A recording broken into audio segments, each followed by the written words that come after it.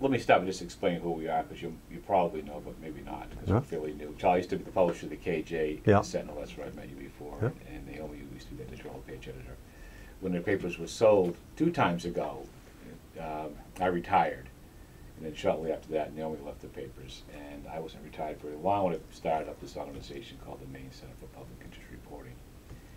We're a nonprofit independent group supported by mostly journalism foundations, and we provide in-depth reporting about state government and politics to all the papers in the state, just about, at no charge. Right. It's public service. So there are 29 newspaper and radio station. They don't all carry every story all the time, but most of them carry most of the stories most of the time, I say. We are a fairly small organization. This is a full-time staff right here. We have also a full-time intern from Columbia this year. And we decided to get into the electoral stuff this year. We don't do the hush race stuff, all that stuff. Everybody else does that. We're looking at the key issue, which is jobs in the economy. Right. And looking at each candidate and what they've said about the jobs and the economy, especially the jobs issue. And we may do one story, maybe a couple per candidate. We're just sort of taking them one bite at a time. So that's where we've come to this story with you. Right. And Naomi's really done the most of the research on it, so she's going to ask most of the questions. All right. So we've been focusing on looking at the history of this office that you established. And Right. you've said that the establishment of the office will help with jobs in the economy. How has it done that?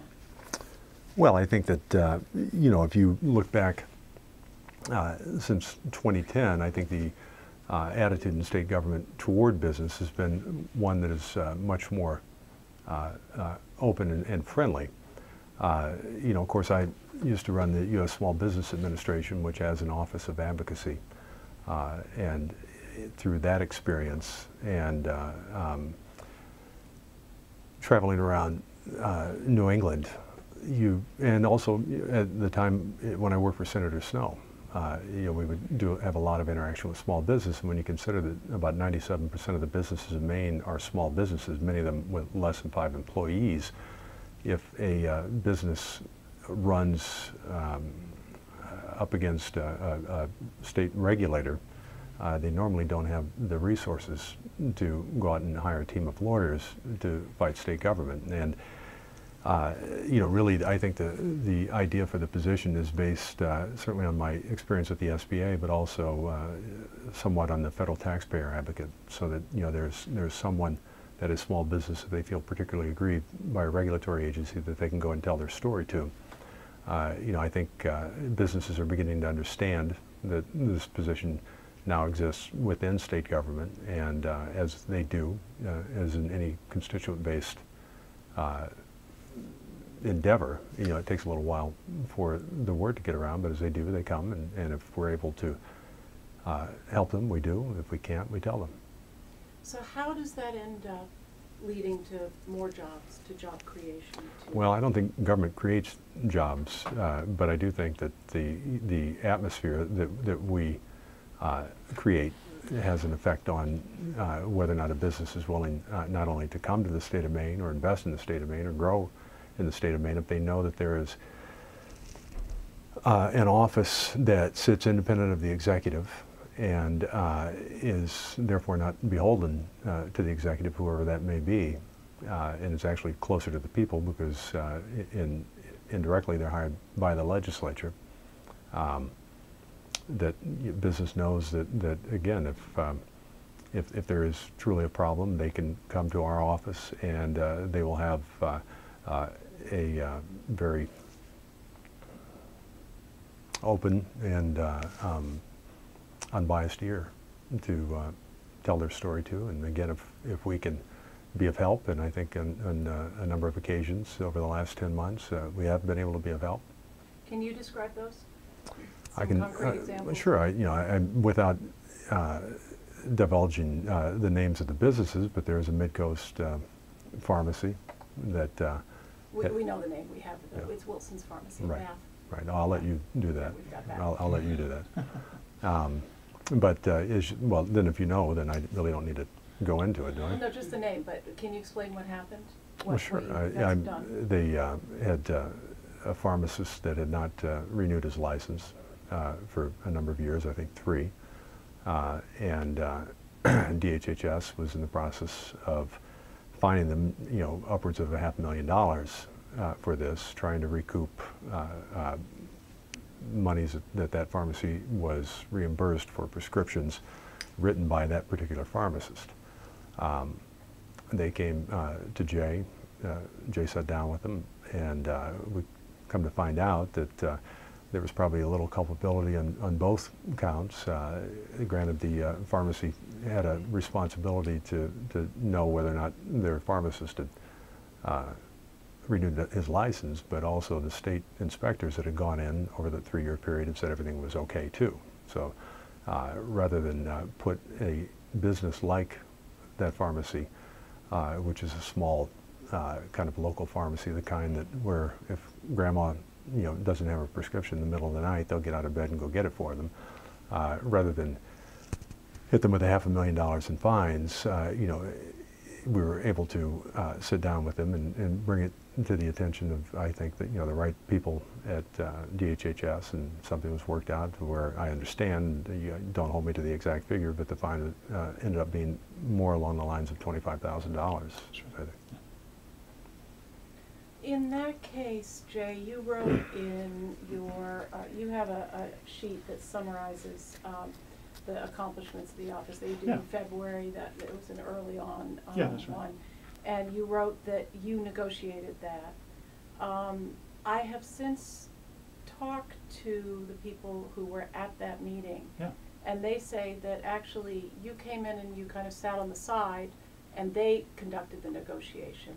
So I'm wondering whether you can really claim fully that that was something that this office did. Well, I think that without question, had the small business advocate not been put into statute by the legislature and signed by the governor, these individuals would have had a much different reception, because when you have someone, in this case Jay, who has the ability to advocate on their behalf, and if in fact he feels that state bureaucrats are not responding in a forthright or in a fashion that would help the business, he has the authority to write the governor through me and let the governor know. And of course, since you have most of these files, you realize that those are public records.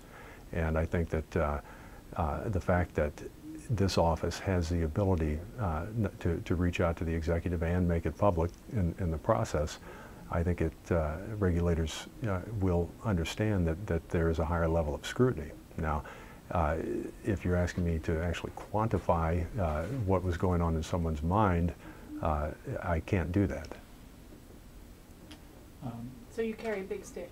Well, I don't know if it's fair to say a big stick, but I think it's the ability to shine the light. And I think the uniqueness of this position, the uniqueness of the fact that it exists in the Secretary of State's office, which is separate from the executive, that regardless of who the executive is and what party that executive comes from, and regardless of who the governor or the legislature is and what party controls the legislature, one or both bodies, there is an element of detachment from the executive branch, and I think that is a really, over time, and keep in mind, we're talking about a 10-month period here right now, and I think a lot of what we discuss really, in all fairness, would be better discussed in about 3 years from now when we have some long-term data. That would make sense, except you're running for the U.S. Senate and you're claiming it's an accomplishment. So well, I think it is an accomplishment. Is it an accomplishment? Yeah, of course it's an accomplishment. Or isn't it? You just said that it's not ready to know if it's working or not, but you're bragging about it when you're running for U.S. Senate. It seems like a contradiction. Now I'm going to tell you something. That is not what I said, and that's not what I said. What I said was I think that the existence of this office the uniqueness of the office and the fact that it's independent of the executive is a great plus. We've met with some early successes in this, but I think to actually quantify it, in the longer term, you will need a few years of data. Do I think it's a success? Do I think it's a success that the state government now has a position that someone who can act independently of the executive? Yeah, I think that's a success. But you can't quantify it. Well, I think we just talked about one example. Do you have any others? I know that there are others. You know, and there. I think. Well, there was the golf. Yeah, there that's was, right. Disc golf. Yeah. The And specifically the the stone, coffee company. the yeah. coffee company, the stone cutters. You know, those are people that have come to us. Coffee company, you had some documents that said they were going to create more jobs from 10 to 20. They have not yet. Yep. So if you can help me understand how. Yeah, I think the term we used was conceivable, Yeah. because this was the result of, you know, and I think you've seen the email as well, that I followed up to say, you know, do I understand exactly what you said correctly in that meeting? That you are estimating a cost of upwards of $150,000 to $200,000 to reconfigure this building in order to meet what was initially explained to you as a regulatory requirement. And he confirmed that. And he expected that they were going to be able to, therefore, go ahead with their expansion plans as they were, as he had explained it to me at that time, which was, I believe, back in January, February, that they were planning to expand. And he expected an increase of upwards of 50% in production. And for a business of 26, I think it was 26 to 28 full-time employees at that time, we talked in terms of, you know, well, what does that equate in terms of job numbers? And I took a conservative number from that and just said conceivable creation of 10 jobs. So when you advocated for this job before Mhm. the legislature in your testimony, you talked about it being executed within the existing resources of the Secretary of Right. State's office. Can you explain how that worked? Sure. There was a position, a deputy position, frozen in the budget when it came open in the, was it the 2011-2012 budget cycle. We used those existing funds.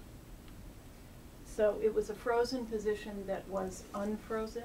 It was unfrozen just by virtue of the fact that it was frozen for a defined period of time. Mm-hmm. I did not unfreeze it. The legislature unfroze it, and it was coming unfrozen because the new budget was being put into effect.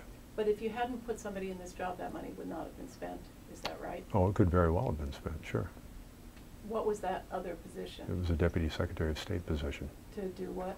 It would have been whatever I choose, Uh-huh. right? Yeah, the Constitution gives me authority to appoint deputies. So with benefits, what is the full cost of this? It's about position? $80,000 to $84,000. I don't remember the exact amount. Okay. Did you have a question about that, Paula? Well, yes, you could have filled it, but you wouldn't have to fill it. Is there a conflict here between the general philosophy of Republicans who are running for office with limited government and you creating a position that didn't need to be created necessarily? It could have left unfilled. So you're expanding government or you're talking about limiting government. No, Why is this an expansion of government? because it already existed. You didn't have to fill the position if you didn't want to, though. But the position already existed, and chances are it would have been filled. Yeah. Okay, so are there others in your office who work on the duties of this position? So you've worked with, is it Caitlin? Yeah, there was a time where we received a tremendous amount of calls. But I think that was more related to press issues, and Caitlin was working press at the time. Yeah, that's and right. where it's a new position, trying to help him deal with whatever press calls, or in the case of reaching out to chambers of commerce or business groups, being able to write a press release. But, you know, Caitlin is no longer there, so. That's right. So how did you select Jay for this position? What was the process? I mean, you know, I've been involved in either the political life or the business life in Maine for a very long period of time, and I just began looking around, talking to people, finding out if they knew of anybody who might have a business background, particularly since Maine is heavily dependent on tourism, restaurant type backgrounds, and I know from my own experience that restaurants there are a lot, you know, obviously in the state of Maine. So I wanted somebody who had that type of background, and I found Jay, and I met Jay, and I liked his. And this is an appointed position, yes, it is. correct? Okay. The requirements for the position include knowledge of the legislative process and knowledge of the Administrative Procedures Act. Mhm. And your resume didn't have those two in them. How did you deal with that when you were? Well, I making think your choice? certainly, part of it is knowledge of the APA and part of it of the legislative process. But like in any position, when someone has strong credentials like Jay, someone who's writing experience in writing, someone who's experience, like I mentioned, in the restaurant business, someone who's had experience in taking a small business from like the coffee news from just something in Maine to throughout the United States. Those are some fairly significant experiences. And It does say here minimum qualifications, so you were willing to overlook that 2 of the 1, 2, 3, 4, 5, 6 minimum qualifications were not met? yeah, and I would disagree with you. I mean, I think Jay has enough knowledge of the legislature and the legislative process, and if I feel in my judgment that someone is qualified and can certainly, if in some cases, grow in to the position in terms of actual legislative interaction, then that is at my discretion. And in terms of Administrative Procedures Act, Jay, it looks like in one of your work reports you said ongoing study of the Administrative Procedures Yeah, Act. there's a lot to know there. Yeah. And my job entails making sure I know that information. How have you been doing that? There is a file, basically, and there's a lot of information to read, and that's basically what I've been doing. And I also, we get regular emails on the rulemaking process, and we have people in our office that are very familiar with the issue of commenting on rules, such as our Chief Deputy Secretary Barbie Redden, and I've had multiple conversations with her. So yeah, it's been something that I had knowledge of. I didn't have direct experience in dealing with commenting on the rules process necessarily, but my knowledge of the legislature is through my own interest, primarily. I think as a Maine citizen, I have watched what's happening in Augusta for years and understand the process. And likewise with the rulemaking process, I understand that that the agencies write the rules and how that process works. So it was just basically really kind of absorbing the details is what that report was indicating. Had you ever come up here and lobbied or interacted with legislators Yeah. during the session? Yeah, that's right. Naomi, Yep. we're gonna have to. Okay, so important question here. There have been no open cases for the advocate between June 1st and July 27th. It was almost an 8-week period. I don't know if you've opened any since July 27th, have you? Yeah, I have one Yeah. open case right now. One now. Yeah. But almost 8 weeks with no open cases. Do you have any concerns about that? No, I'd say that's probably a good thing, because either it is reflective of the fact that there's a different environment in Augusta, and businesses are not either suffering the same fate as they had earlier, or Jay has done his job very, very well.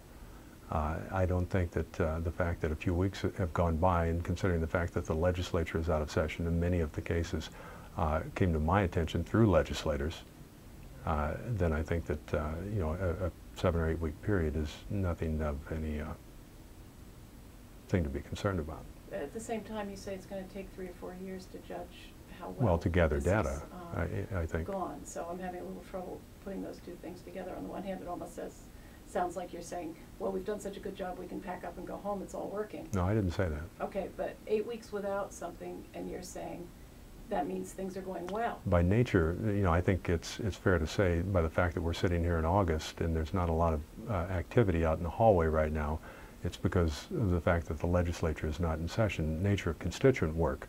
I can tell you, as a former legislator, as a former staff member for Senator Snow, and certainly as Secretary of State, when the legislature is in session or the Congress is in session and there are issues being debated, the awareness among the people of the state is much higher. When the summer comes in Maine, whether you're talking politics, whether you're talking about constituent issues, or whether you're talking about business in general, There are a lot of people, like restaurants, that are very, very busy right now. They're trying to make their money for the year in a very, very short window of time. So their opportunity to sit back and contact the small business advocate is very limited as we sit here today. I would suspect that as the election is concluded in November and the next legislature is seated, then these issues will again begin to come to the surface. Anything, I think I've gone through. anything we should have asked that we didn't ask? No, not